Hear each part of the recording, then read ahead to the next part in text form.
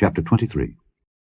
And in the 7th year Jehoiada strengthened himself, and took the captains of hundreds, Azariah the son of Jeroham, and Ishmael the son of Jehohanan, and Azariah the son of Obed, and Maaseiah the son of Adaiah, and Elishaphat the son of Zichri, into covenant with him.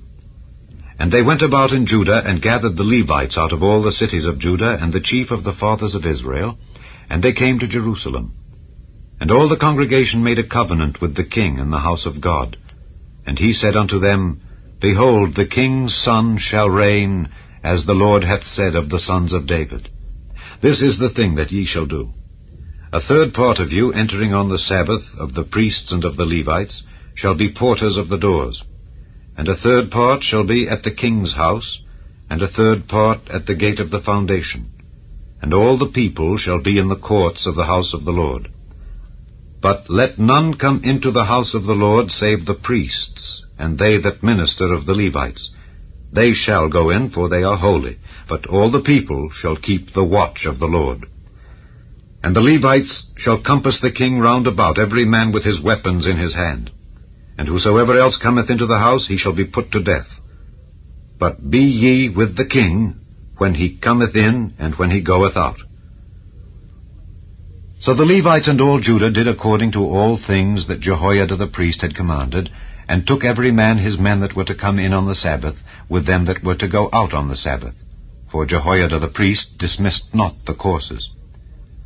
Moreover, Jehoiada the priest delivered to the captains of hundreds spears and bucklers and shields that had been King David's, which were in the house of God.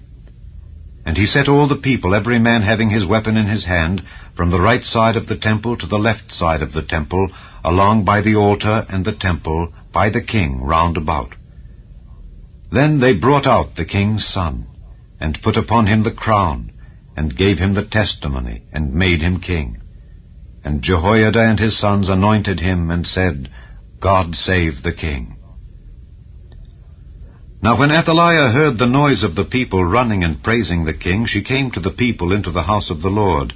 And she looked, and behold, the king stood at his pillar at the entering in, and the princes and the trumpets by the king.